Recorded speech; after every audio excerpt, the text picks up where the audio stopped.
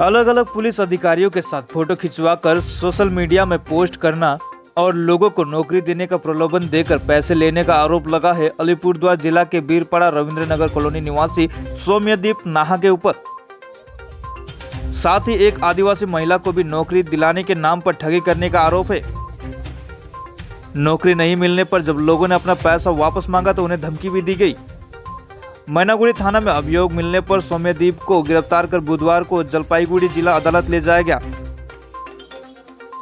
बाद में उनको जमानत दे दी गई, लेकिन फिर से गिरफ्तार हुए एक और व्यक्ति की शिकायत करने पर कि उसने मुझसे भी पैसे लिए हैं, फिर एक बार सौम्यदीप को गिरफ्तार कर लिया गया और बृहस्पतिवार को जिला अदालत ले जाया गया। बाद में उन्हें 8 दिनों की पुलिस रिमांड पर भेजा गया, जिसकी जानकारी दी डीएसपी हेडक्वार्टर के समीर पॉल ने।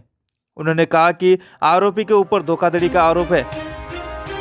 उस पर पुलिस अधिकारियों से फोटो खिंचवाने और लोगों से नौकरी दिलाने के नाम पर ठगी करने का आरोप है, जिसकी जांच शुरू कर दी गई है।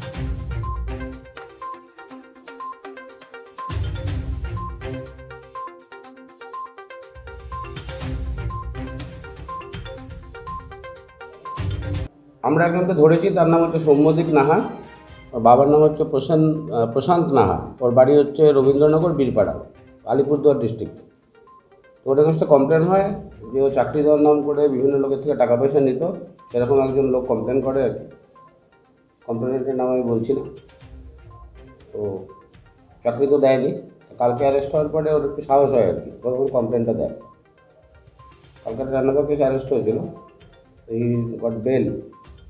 তারপরে কমপ্লেনটা কালকে রাত্রে দেয় যে এরকম ওর কাছ থেকেও টাকা নিয়েছে, টাকা চেতে যাওয়ার পরে ওকে মারধর করেছে, ও চেন ফোন নিয়ে নিয়েছে এবং ওকে ফায়ার করেছে কিন্তু কিল মেরে ফেলার জন্য।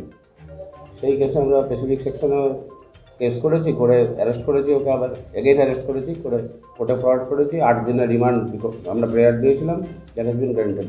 পাস্ট ব্যাকগ্রাউন্ড কী হয়েছে? পাস্ট ব্যাকগ্রাউন্ড কী হয়েছে এই যে যুবকের? এই যুবকের পাস্ট ব্যাকগ্রাউন্ড বলতে কিছু না, টাউট আছে।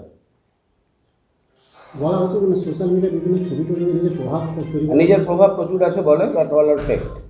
আচ্ছা, বিভিন্ন রাজনৈতিক দলের হোক বা হ্যাঁ, ও বিভিন্ন ছবি টবি এরকম দেয়, কারোর সাথে দাঁড়িয়ে ছবি তুলে দিল, ওটা নিয়ে সবাইকে ভয়টা দেখায়। মানে জাতীয় কিন্তু দেখা যাচ্ছে শাসক দলের কোনো নেতা মন্ত্রীর সাথে অনেক ছবি তার দেখা ছবি তো যায়। এরকম থাকতেই পারে, কে কার সাথে ছবি তুললো, সেই জন্য কি এতদিন কেউ কমপ্লেন করেনি? ওই ভয়ে কেউ করেনি। আপনি কি কোনো আর্মস উদ্ধার হয়েছে? আমি রিমান্ডে নিয়েছি, ট্রাই করছি, আমরা রিকভারি করেছি।